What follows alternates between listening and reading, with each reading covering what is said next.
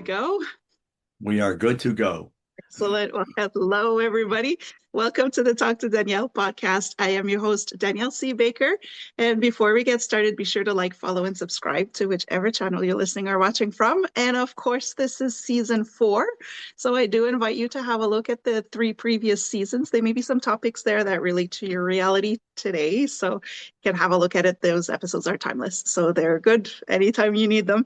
And we're going to jump right in. And a very important topic. I work quite a bit with trauma in children, and a lot of people tend to downplay that because they're thinking they're always thinking big things. But I have the wonderful Faust Ruggiero with me. We're going to be talking about PTSD in particular, but everything that relates to that. So I'm going to put him right on the spotlight. Thank you so much, Faust, for joining me. I'm really glad you're on the show. Danielle, it's a pleasure to be spending time with you today. Thanks for inviting me. It's always a pleasure. Now, before we get started on this topic, can you talk to us a little bit about yourself and how you got to where you are today?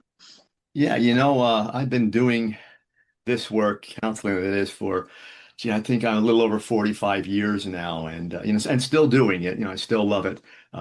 I've worked with couples, individual counseling, marriage, a lot of PTSD, a lot of work with veterans and first responders, and corporate consulting too. So I've been doing this for a long time. About 7 years ago, I began writing. I thought it was time to do something a little different. So we're now in the PTS book. It's called the Fixture PTSD Handbook. Is the 7th book in the series, Oh, and so far we're looking for a publication date probably in 2 weeks, first week of April at the latest. And already we're getting a lot of people, a Veterans Administration, different veterans groups saying, yeah, we want to read it and we want to start working with you. So when you get that and the first responders are coming aboard too, we know we're doing some good work with this. absolutely. And something that is so needed because I think personally on my end, PTSD was not really addressed that well even like recently enough. And of course, there was a different word for it back in the day as well. But it's something we need to have conversations. It's a lot of people working with veterans. That's how I was introduced to working with PTSD and complex PTSD was through military and police forces. But um, I noticed it as well on the civil side of things, the civilian side of things, where with children, that's when I realized there was work to do, whether it's passed down or it's just our interpretation of the traumatic event will have different reactions. This is what I appreciate about your work because you don't just go into the physical and psychological, but we really do address the emotions that we attach to whatever event happened. Can you walk us through a little bit on your approach and how you work Sure. with people? Sure. I've always been a very practical person in my work, very pragmatic. Okay, here's the information, and that's wonderful. I want you to get all these things, bare your soul, do all these things. But when it's all said and done, you have to be able to answer the question, what's he giving me? What am I supposed to do with all of this information? So I'm very much a step-by-step person. Whether it's my counseling in my personal life, in the books, every chapter has action steps at the end of them. Mhm. The average book, the Fixture PTSD handbook probably has 150 steps, different things people can do at different stages of the development of this. The big thing, two questions I ask people when I'm counseling them, I'll say, have you ever been traumatized in your life?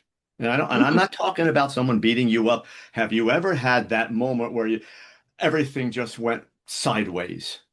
Yeah. Almost everyone says yes. And then I ask the second question. I say, what have you done about it? Mm. And how did you work through it? And that's when you get that deer in the headlights stare back at you. Yeah. Almost everyone has been traumatized. We don't get through life without that. And then it's what we do with it. So the first thing, myth, if you will, I love to dispel is that this is not just about veterans and police and first responders. This is all of us. We've all been traumatized. It might have been a single blow, or it might be a more of a chronic spread out kind of thing, abuse over years. We've all had it. Now we have to ask what we want to do about it. Right. And that's what's missing, I think, in addressing PTSD is we just kind of assume we have to deal with it and, just roll with the punches, which clearly isn't working for us. But uh, how do you, I guess a lot of the times we're not necessarily aware that this is what we're going through, especially if it's not, you're thinking, I just came back from the war. Okay, yeah, that was traumatic. Or you just got into a huge, you're on site, you know, if whether it was an attack or there's a fire or whatever it is, an accident on the side of the road. Those are, we know they're huge, they're big, and we tend to look after that. But for the repetitive trauma that may have started when you were younger or something not necessarily huge, but it did affect your system in the same way. What are you able to help people recognizing the signs that there could be Oh, PTSD, even if they're sure. just like, I have no reason to be, to think that that's what it is. But how does your body, how do you get them to see that it is PTSD? We start talking about what a baseline Hmm. measure is, what we should be like normally. And then we see how they're deviating from that. I'll ask them questions about depression or anxiety. Do you get depressed? Do you experience anxiety on the physical level? Are you quick to react emotionally? Because one of the things about PTSD is that hyperarousal state that we're in.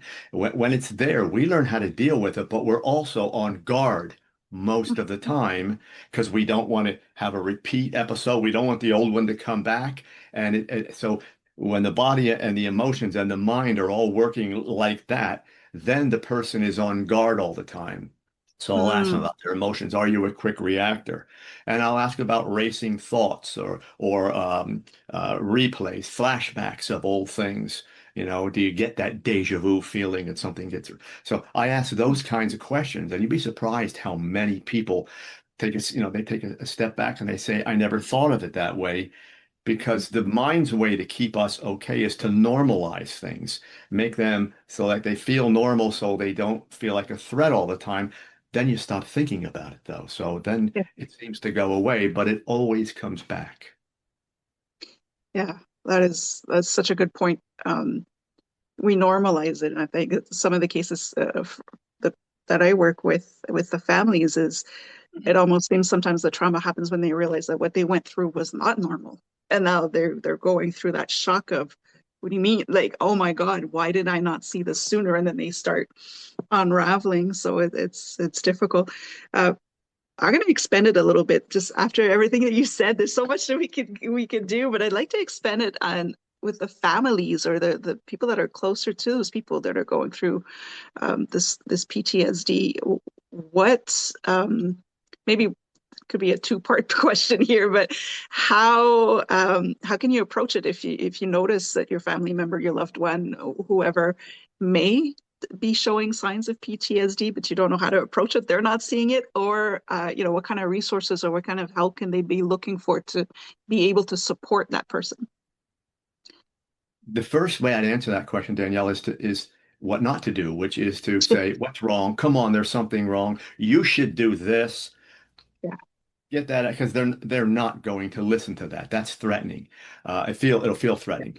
What you want to do is just say, hey, like in any problem, this is what I'm seeing. I'm seeing you react.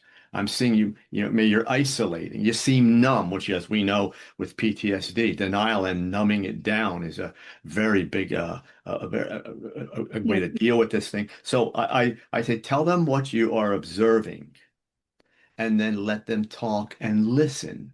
You're not going to get where you want to go in 1 hour, one session with them. You're going to build up a kind of a trust with them so they can say, I can go there and talk a little bit. Or that person said those things, but never pushed me, so I can say a little more. Yeah. then because what you want to do is really, you're not going to cure anything. Family members do not have the ability to stop PTSD, almost all of them, unless you're trained. What your goal is to say, maybe we should get you to the doctor. Mm, Let's get a physical checkup. You're reacting. I can see you nervous, whatever. I mean, would you mind? I'll go with you if you want me to, and you start your goal is just to get them to the next level, which is usually primary care physician. For some people, they're willing to go talk to someone. And it's okay, I can't get this. I can't sleep at night. I'm getting dreams and flashbacks. That's a little more pronounced. But for other people, keep in mind, for a PTS survivor, when they go to a counselor or a doctor, they know they're going to tear into that problem again, which means they get to re-experience it and they're going to yeah. run as fast as they can away from that until they understand that you can do that in a safe place. Right. And it's that safety that's so important. Otherwise, the nervous system kicks back in. But uh, Hmm. what would be your recommendations for people who are going through it with that guilt that you feel when you are being reactive and the impact that has on your loved ones or the people that are, close in your circle? How does guilt fit into this and how can we help in saying it's okay, we're here, um, Yeah. it's not your fault, There's, that kind of I thing. don't, Yeah. there's introductory guilt which is, okay, that happened. I could have done something differently. Right. I have I do a case study that runs four actually through five different chapters in the book. It's about a person who was in Iraq and two Yeah. deployments and lost his men on two different occasions and came back with survivor's guilt and all those kinds of things. So the first is the question where you say, what could I have done different? My child, this happened to them. I should have been there, those kinds of things. The second one is when you hurt someone, when you lash out, when you break up the house, or just mean, or you're not where you should be, your responsibilities aren't being addressed, then you feel guilty, you're letting people down. And again, I say the same thing to people. If those things are happening, it's not a reflection on who you are, it is a reflection on what you have. You know, Mm, if you broke your leg, you don't want to feel guilty because you can't go outside and mow the grass. You right. can't, someone else is going to help you. You have PTSD. You can't relate the way you'd like to in that loving, warm, safe fashion. So you want to get that condition addressed. Mm, That's all it is. It's not who you are. yeah. That is so important. I love that analogy. I never thought of it that way, but you're right. It's just would you feel guilty not mowing the lawn if you broke? Yeah, that's it's a good way to look at it. It takes that pressure off, I think, right? Sure. To It's a say, am I a condition you have which yeah, came from something you did not do. You didn't mm, go out and do something traumatic to yourself. And then, unless you're an addict or someone maybe who right, tried to commit suicide, you tried to hurt yourself. Other than that, something happened to you. yeah, That being the case, you're the victim. I do a whole chapter on victimization. PTSD causes people to feel like victims. It's like they're yeah. eating themselves up from the inside. So you feel like you're a victim all the time. Again, it's a condition you have, and the other thing is it's very, very treatable. Mhm. The advances we made in PTSD treatment are just phenomenal. And that's the reassuring part, and the fact that if we could get more people talking about it and being open about it, it does make it easier. It is treatable, and that's the reassuring thing about it. It's not something that you just have to deal with for the rest of your life, unless you're not doing anything about it. It's not going to get better. But I appreciate that.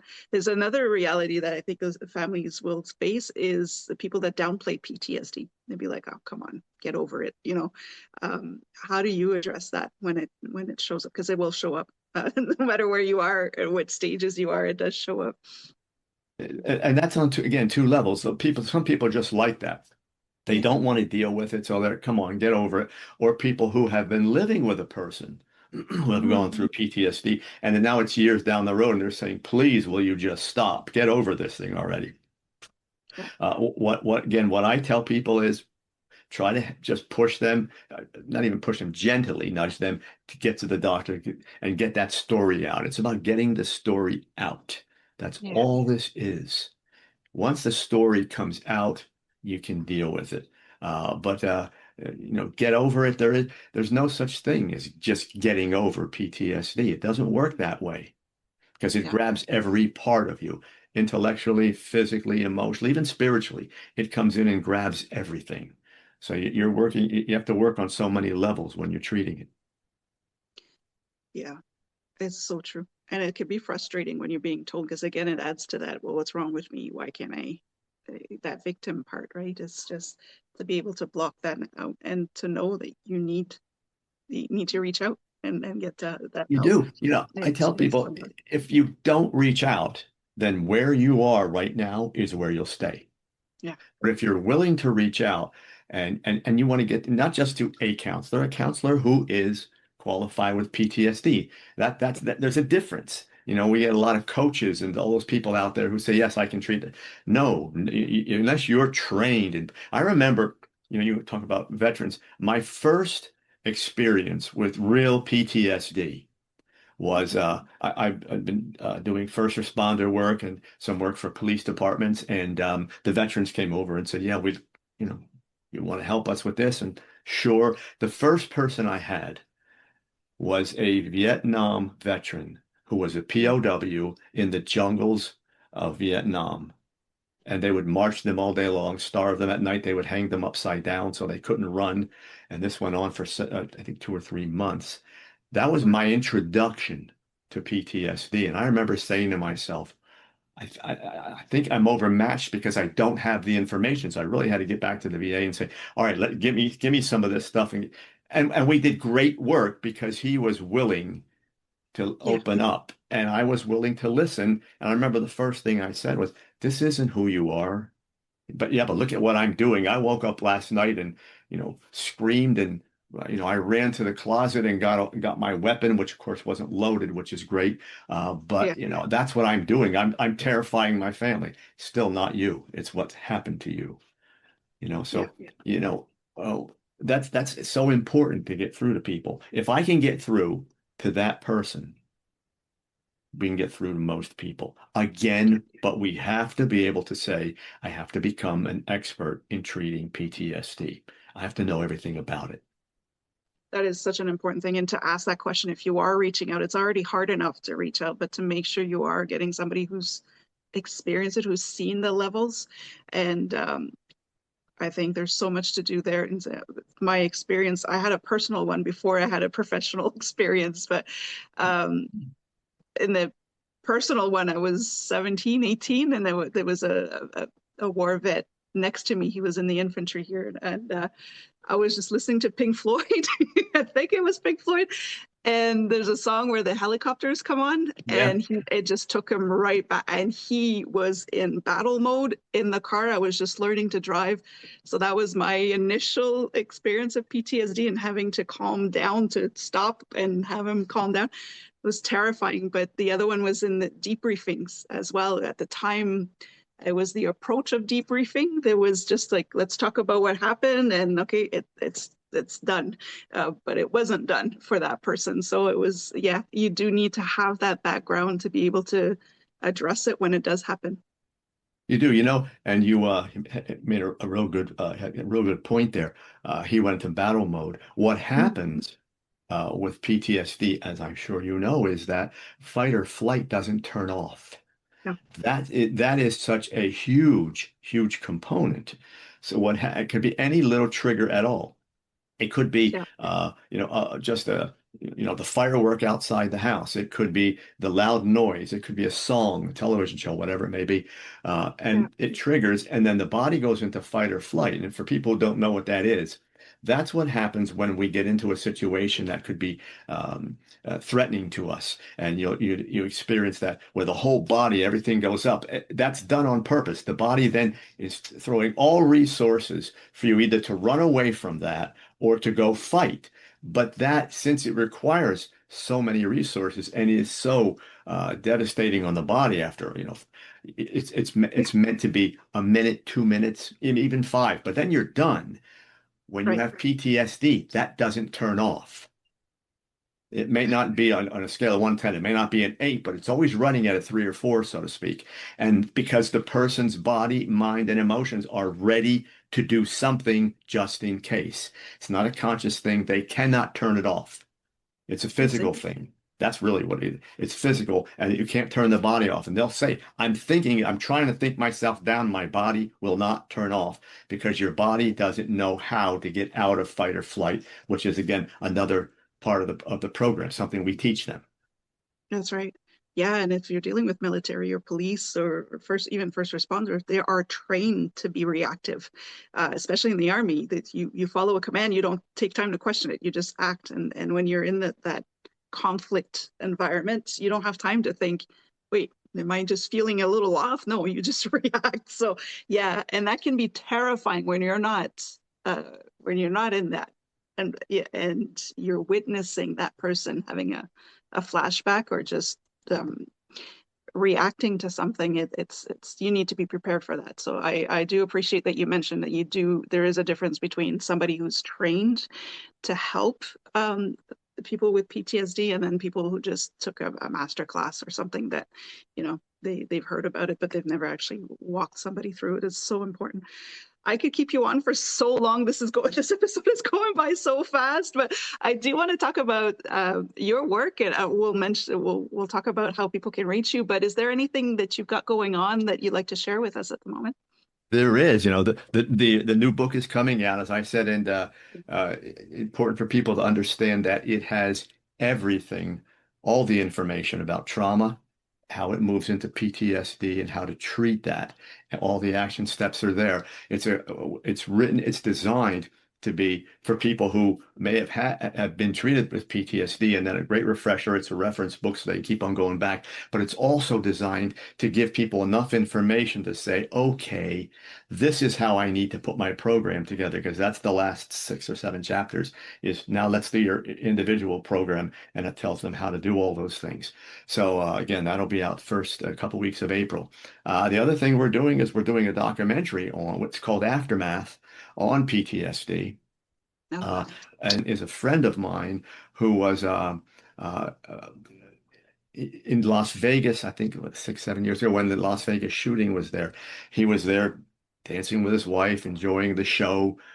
Jason Aldean was on the stage, and the shots began raining out. So, him being the person he is, for the better part of the evening, hours and hours, he was running in and out with first responders carrying victims. So he shoulder out, but what he found was that a few months later, he couldn't function. Yeah. The PTSD, the trauma of that went into PTSD. And so we're going to look at that at the first episode. That's why we're calling it Aftermath. Here's the trauma. Yeah. Aftermath essentially is PTSD. And this is what people go through. And his story is a happy one because he did find someone skilled in PTSD, did the right therapies to come through it. Is whole now and tours the country doing PTSD work. So that documentary, we're not sure when that'll come out. All the work is done to get ready to shoot. Now we're just into the funding partners, all that nice part where we say, hey, can you come aboard and help us fund this thing? So once we sell Right. that, we're going to be ready to go and start to get that ready. So I'm really excited about that. That is an exciting project and it's such an important one because what I like about that is what people don't understand sometimes is you have the traumatic event and you're fine because your body, the adrenaline is still pumping, but it's afterwards where things start to settle down, but you can't just shake it off. You can't shut it Uh, off. That's it. Your yeah, body doesn't reset. That's what we call, that's it. Yeah, it goes back to normal. With folks experiencing PTSD, the body doesn't reset. And since it doesn't reset, then it stays in that hyper kind of mode, yeah, and you never really you get away from it. So you're always, an inch away from reacting. yeah. Oh wow, such a beautiful project. I'm looking forward to seeing the results of that. Is there any way that people, if they want to learn more about it, if they want to help with in any way, what's the best way to contact you or Mhm. to get more information? To contact me, it's via my website. It's my name, faustruggiero.com. Everything about me is there. All the excerpts from the books are there. And as soon as we go through the funding stage of the documentary, then we'll start putting maybe some little excerpts and things like that. And we'll eventually do a trailer, and we'll have that there. So Mhm. all those things will be there once we get this rolling. That's awesome. I will make sure to put the information in the description of this episode so people can refer to it. But if this topic resonated with you in any way and you'd like to help, you can definitely look for the information there. I think we all want to see that documentary come out to give a really a realistic view of what that really Yeah. looks like in action. So I do appreciate all your work. Like I said, I could have you on for so much longer. We'll definitely have to do another episode. But I guess we could wrap up on a lighter side of things because this could be a heavy topic for some listeners. But I do ask my guests, and I can't remember if I told you about it, but I do ask my guests at the end what you would like to be when you grow up. It's interesting. I think I'm probably in the profession that I was meant to be for. But the documentary brings it out. When I was younger, it was kind of a toss-up between going into psychology or film work. So here we are now. The books were doing well, and we I got together with our producer, and she said, "Yeah, let's do a documentary." So here I get to be doing some of this kind of work. So yeah, when I grow up, maybe I'll sell more books and do a film or whatever. In the meantime, if I am where I am now, I have my faith, my family, and what I'm and doing with people, and I'm good. That's beautiful. You're in a spot now where you can enjoy the best of both worlds. Yes, Oh, I love that. That's why I love asking that question because there's no limit to it, right? And it'll be different there isn't. 5 years from now. And the advice for people, you just heard what we were talking about in the last minute or so. If you've got dreams, all you need is a plan to make Yeah. it happen. They're not just going to come through. If you have something, you say, I would love to be this, or I'd like to do this project. Do all the research, talk to all the people, see how you can bring it to fruition, and don't give up on yourself. You're never Yeah. too old. I love that. Thank you so much for sharing. Thank you for playing along. I think Ah, it's my wonderful. pleasure. I love it. I ask adults that question. I don't ask children because I find that limiting for children, but I think for adults it's just fun. You never get the same answer. And it just helps us to see we're still growing, we're still evolving, and there's still so much more we could be doing. So Absolutely. I love that. Absolutely. And before we wrap up, is there anything else you'd like to add that maybe you'd like to add to or share some more wisdom with us on the One topic? of the things I love to tell people most is that, we spend so much time comparing ourselves to other people, following the crowd, and all they do is bring us to points of envy and anger and all those things. Everything you have, everything you need to be happy, to be successful, to really feel a good full life is already inside you. All you have to do is clear out all this stuff that got piled on top of it like PTSD and any other thing you're dealing with, when you clear all that out and then you come home to yourself, you realize I had this all the time. I could have done this, yet I let myself get distracted and led over here and followed the crowd there. Be who you want to be. Find that power inside you. I love that. Thank you. You've given us so much gold here today. I really do appreciate you coming on. And again, I'm serious. If you ever want to come on, give us an update on the documentary and the book and all Sounds of that. great. I'd love to have you back on. Thank you so much. I really do appreciate you taking the time to come on today. It's been my pleasure. Thank you. Thank you. And for everybody watching or listening, don't forget to like, follow, and subscribe to whichever channel you're listening or watching from. Don't forget to go check out Faust's website to get information on his book and also the documentary if you're feeling called to help in every way you can. It is a great cause. And until next time, stay safe, stay awesome, and we'll talk soon.